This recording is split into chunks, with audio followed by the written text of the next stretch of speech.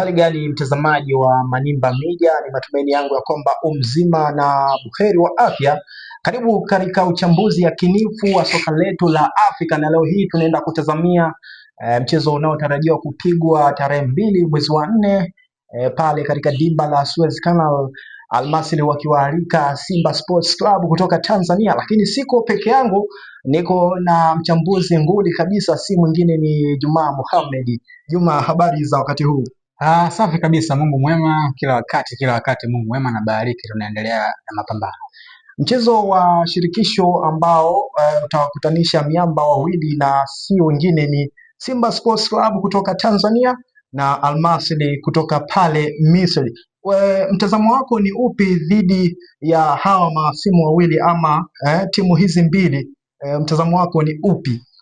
Kwanza utakuwa ni mchezo mgumu sana, sababu ni mchezo wa robo finali. Kila timu inahitaji kufanya vizuri hapo na kufuzu kuelekea hatua ya nusu finali. Simba mara nyingi wamekuwa wakikomea kwenye hatua ya robo finali kwenye michuano ya CAF, kwa maana kombe la shirikisho barani Afrika, lakini pia ligi mabingwa barani Afrika. Kwa Al Masry wao pia kufika kwenye hatua ya robo finali kwenye michuano hii sio story. Msimu wa 2018 kwa maana kwamba wao walifanikiwa kutinga kwenye hatua ya nusu finali baada ya kushinda mabao 2-0 kwenye matokeo ya jumla dhidi ya kikosi cha USM Alger ya Algeria, na kufanikiwa kwenda kwenye hatua ya nusu finali na kupoteza kwenye hatua hiyo baada ya kupoteza kwa mabao 4-0 dhidi ya kikosi cha AS Vita kutoka pale Jamhuri ya Kidemokrasia ya Kongo. Simba pia wamefanya hivyo kwa misimu tofauti, kwa hiyo unaona ni mchezo ambao kila timu inahitaji kufanya vizuri kuelekea kwenye hatua ya nusu finali.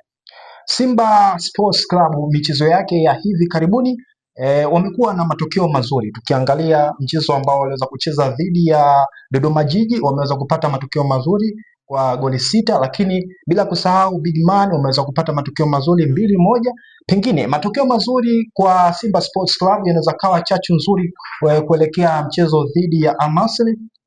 Inaweza ikawa ni chachu nzuri kwa namna moja ama namna nyingine, kwa sababu kama mnaopata game time ile mnakuwa fit kalikiti kwa ajili ya kuelekea kwenye mchezo ambao ni mgumu, japokuwa mashindano ya ligi kuu ya NBC Tanzania Bara, CRDB Federation Cup pamoja na kombe la shirikisho barani Afrika, kila michuano hapo ina thamani yake na uzito wake. Kwa hiyo inaweza kuwa ni njia moja kwa Simba kuweza kufanya vizuri, lakini pia utakuwa ni mchezo ambao sio mrahisi kwa jinsi ambavyo watu pengine wanatafakari, kwa jinsi ambavyo Simba kwa mtazamo kwamba watu wengi wanaona kwamba ni njia ya Simba kuelekea nusu finali kirahisi kukutana na opponent kama kikosi cha Al Masry. Kwa hiyo kwa mashindano ya Simba ama kufanya vizuri kwa Simba kwenye ligi kuu na mashindano ya CRDB Federation Cup inaweza kuwa ni chachu kwa namna moja ama namna nyingine kwenda kufanya vizuri kwenye mchezo huu.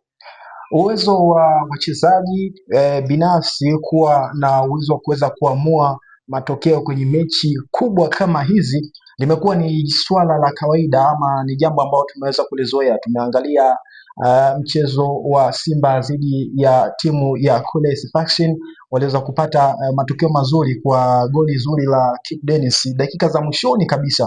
Sasa tutazamie nini kuelekea mchezo huu wa karibuni hapa tarehe 2 mwezi wa 4? Pengine uwezo wa wachezaji binafsi unaweza kaamua matokeo au la? Hiyo ni kawaida kwenye football, kwa maana kwamba kuna muda mwingine mbinu za mwalimu zinakwama na mchezaji binafsi anaamua mchezo. Kwa umezungumzia kwa upande wa Kibu Denis kwenye mchezo wa CS Sfaxien, lakini pia Kibu Denis ameprove hivyo kwenye michezo mingi sana. Nakumbuka mchezo dhidi ya Wydad Casablanca, kipindi kile kocha wa Simba alikuwa ni kocha Robertinho. Objective Kibu Denis alikuwa na performance bora sana, lakini pia Kibu Denis amekuwa na muendelezo wa kucheza vizuri kwenye michuano ya kimataifa. Kwa hiyo kwa Kibu Denis anaweza kuwa mchezaji ambaye ni nguzo muhimu kwa Simba kwenye mchezo huo kwa mchezo, lakini pia kwa upande wa wachezaji wengine yupo Elie Mpanzu Kibisawala ambaye ameingia kwenye dirisha dogo la usajili, amekuwa na performance bora sana chini ya kocha Fadlu Rahman Davis. Unaona pia impact ya Yusufu Ali Kagoma pia kwenye eneo la midfield, Fabrice Wamba Ngoma na wachezaji ambao pia anakupa uwezo wa kuweza kuamua mchezo husika. Kwa hiyo kwa Simba wana wachezaji ambao ni nyota, lakini kwa upande wa kikosi pia cha Al Masry chini ya kocha Ali Mahir kuna wachezaji pia ambao wanafanya vizuri sana. Wanamzungumzia nyota kama Fakhreddin bin Yusuf ambaye ameingia kwenye kikosi hicho, akitoka kwenye kikosi cha CS Sfaxien ambayo imechukua ubingwa wa kombe la shirikisho. Nafikiri ilikuwa ni mwaka 2013 kwenye finali ambayo walicheza dhidi ya kikosi cha TP Mazembe ya pale Kongo. Mchezo wa kwanza mabao 2-0 wanapata ushindi kwenye ardhi yao nyumbani. Mchezo wa pili 2-1. Bao pekee ambao walipata Sfaxien lilipatikana kupitia nyota Fakhreddin bin Yusuf. Kwa hiyo uwepo wa Fakhreddin bin Yusuf, uzoefu mkubwa kwenye mashindano haya ya kombe la shirikisho barani Afrika, lakini pia wachezaji ambao wanafanya vizuri kwenye ligi ya Misri pale, wanazungumzia nyota wao mshambuliaji Salah Mohsin amekuwa na performance bora, mabao 7, assist moja kwenye michezo ambao mpaka sasa hivi kikosi cha Al Masry amecheza.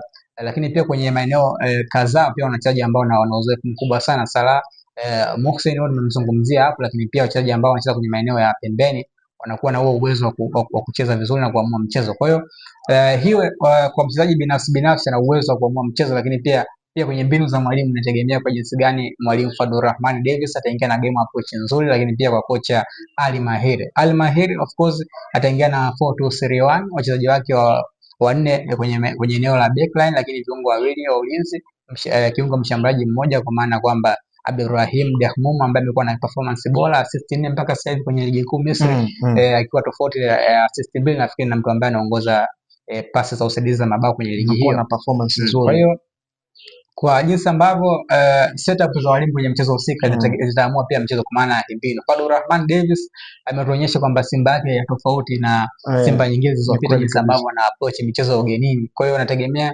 ataanza na Yusuf Ali Kagoma pamoja na Fabrice Luamba Ngoma, kwa sababu ndio wamekuwa wakicheza mara nyingi kwenye eneo hilo. Kwa hiyo kwa Simba kwa uwepo tu wa Fabrice Luamba Ngoma, yeye ana uwezo wa kupiga pasi kwenye maeneo tofauti ya uwanja. Anaweza kumuona Kibu Denis ama Elim Panso ambaye ataanza kwenye mchezo huo. Lakini kitu ambacho nafikiri kwa kocha Fadlu Rahman Davis pia ataingia nacho ni tahadhari, kutoa ruhusu fullback wao kwa maana ya Mohamed Hussein Zimbo Junior pamoja na Shomari Salum Kapombe kupanda zaidi kwenye maeneo hayo, kwa sababu kikosi cha Al Masry asilimia zaidi ya 70 jinsi ambavyo wanatengeneza nafasi wanatumia maeneo ya pembeni ya uwanja. Kwa hiyo kama Shomari Kapombe na Mohamed Hussein watakuwa wanapanda sana, itakuwa inatengeneza space ama nafasi kwa mawinga wa kikosi cha Al Masry kuzishambulia zile nafasi na kuweza kutengeneza nafasi za mabao na kuweza kuscore.